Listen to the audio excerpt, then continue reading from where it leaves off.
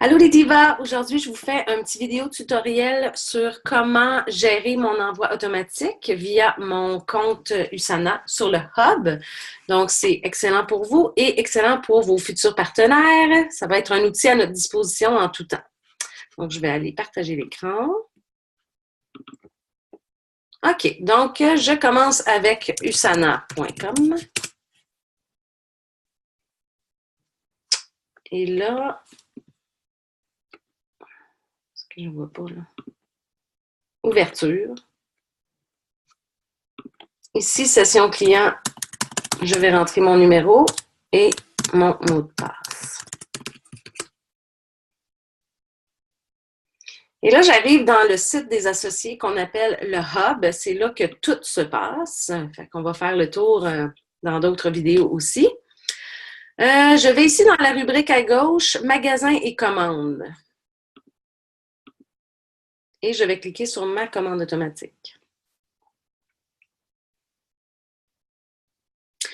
Ma commande automatique est prévue pour ce dimanche, mais j'ai jusqu'au vendredi soir précédent pour la modifier parce que le samedi, les systèmes sont fermés chez Usana.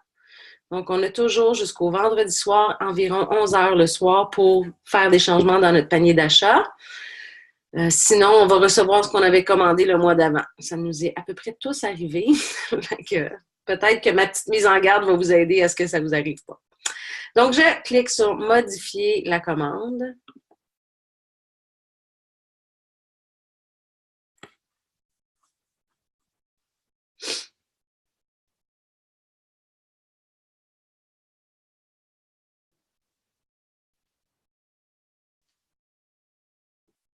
OK.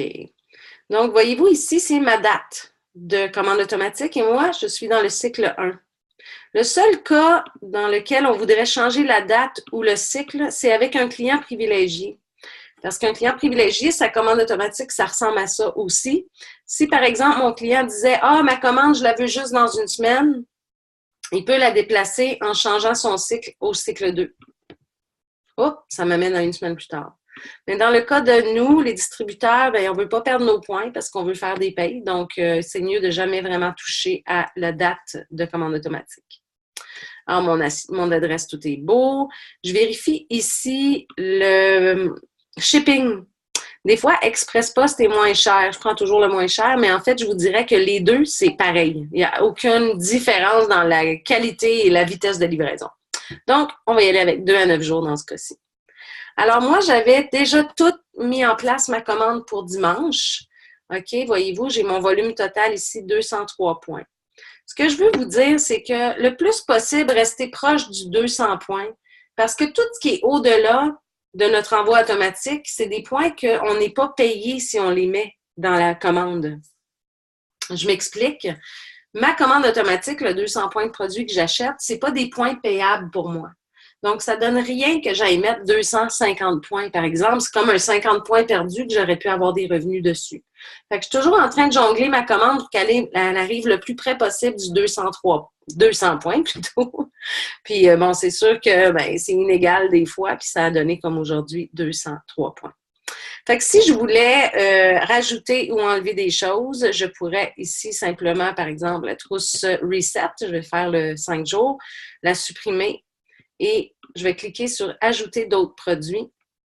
Et là, je vais avoir toute la liste des produits qui sont existants chez Usana avec les points ici. Donc là, je vais aller retrouver ma trousse Reset. Trousse 5 jours, repartir à zéro. Ce qui est intéressant aussi, c'est que je peux cliquer dessus pour avoir une description de qu'est-ce que c'est.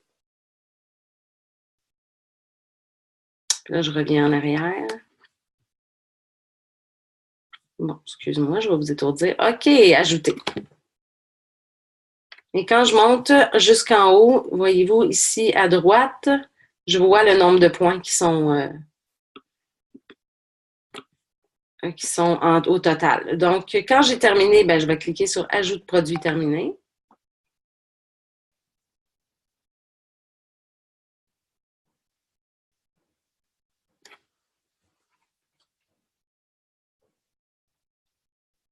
C'est long, coudonc.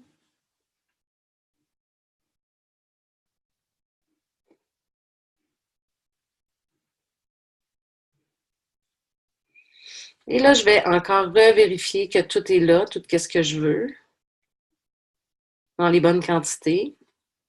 Hein, je pourrais toujours mettre un autre chiffre puis cliquer sur modifier pour modifier la quantité. Ici, je vois la réduction sur ma commande, 29,63.